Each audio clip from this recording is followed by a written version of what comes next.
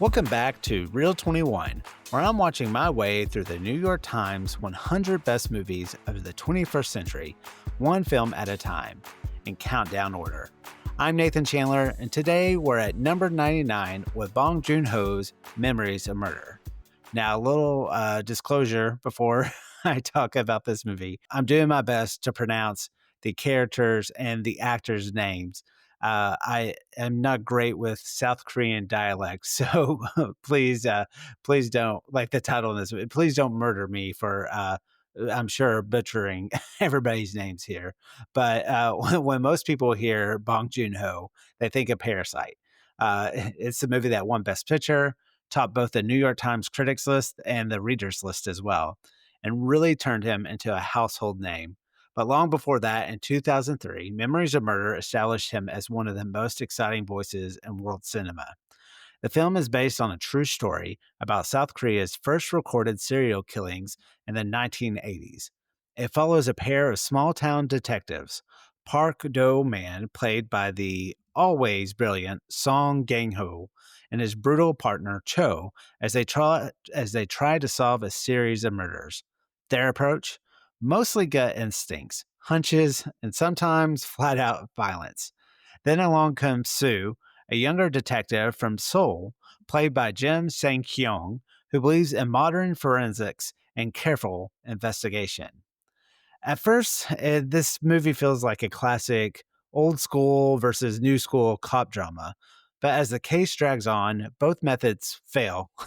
I don't want to say miserably, but quite bad. And what unfolds is less about catching a killer than watching these detectives slowly unravel, consumed by frustration, obsession, and self-doubt. What really stood out to me in this film, and this was the first time I saw it, was just immediately how influential it felt. When I watched it, I at first thought, "Oh, this is basically copying, almost not copying, but really paying ode to David Fincher's Zodiac." But then I quickly went on to IMDb and saw that no, this film came out before Zodiac, but also it also came out before the real popular HBO series True Detective. And so I was like, oh gosh, like a lot of what we see as modern crime today, that's what those things were based off of this movie. The atmosphere of this film, the rain-soaked fields, the bleak interiors, the sense of futility feels like it inspired Zodiac. Venture like stole from this movie, and as I mentioned, like True Detective, it just has echoes of this story in its DNA completely. I also love how Junho balances tones. There are moments of dark comedy, a sudden drop kick by the detective Cho that actually happens quite a bit. I don't know if this was a method that this is a method used in South Korea to intimidate people, but the way this drop kick happens reminds me of a wrestling move from WWE.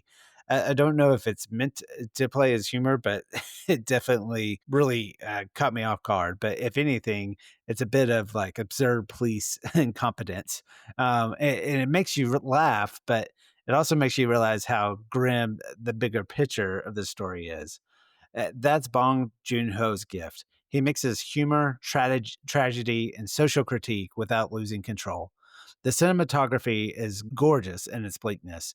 Everything feels damp, heavy, suffocating, like the town itself is weighed down by despair. And I really appreciate how Bong treats these really horrendous crimes. I mean, uh, if you have a weak stomach, I mean, the women that are murdered in this film are raped and assaulted, but we never really truly see the actual acts. And even when we see the bodies, it's done in a way where it almost you don't see the acts themselves. It doesn't sensationalize the violence against these women. Instead, we feel the horror through the reactions of the characters, and it's definitely actually more haunting that way.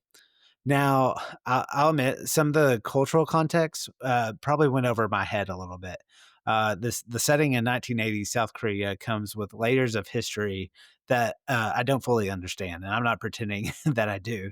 But I'm sure there are critiques here that hit harder for Korean audiences than Americans coming to this for the first time. This is not a film you just pop in on a Friday night for fun. It's bleak, it's heavy, and it leaves you unsettled. But that's also the point. And by the end, and I don't want to spoil anything if you haven't seen this, but you aren't left with answers. You're actually left with more questions. But I love I love movies that do that to you. The final scene, which I won't spoil, is one of the most haunting gut punches I've seen in a detective film. Junho isn't interested in closure. He's interested in how we live with the unknown, with the failures, and with the things that can't be solved. Okay, so let's wrap this movie up with a few quick categories. So the overall rating, I give it 4.5 out of 5 stars. The pop cultural footprint, it's huge. As I mentioned, you can see Zodiac and other modern crime tales through this film. Rewatchability. I will give it 3 out of 5. It is a super heavy film, but very rewarding. But you definitely would take some time in between viewings if you wanted to watch this a second time. Does this film make you think? Absolutely. 100%. It does. Also, as a conversation starter, yes, it's completely a film that you would dissect with your friends and talk about. It hits on justice, failure, and obsession. Does it hold up? Completely. I still felt like this was a very modern film over 20 years later. Where did I place on this list? Like I said, just starting this list, but right now, it's this film might should be a little bit higher. So, but yeah, so that's Memories of Murder. Thank you so much for listening. Up next, I'm heading into completely different territory with Werner Herzog's Grizzly Man, a documentary about a man who lived among bears and paid the ultimate price. I'm really excited about revisiting this one because the OG film podcast, Film Spotting, check it out if you've never heard of it. I remember early on when they first started, they cover Grizzly Man, and that's the only reason I knew of the film at the time. And watched it then, bought the DVD, all that stuff. And it's been a hot minute since I've seen it, so I'm really interested to catch up with that. And I love that a documentary is on this New York Times list. So until next time, keep watching, stay curious, and trust the list, at least for now.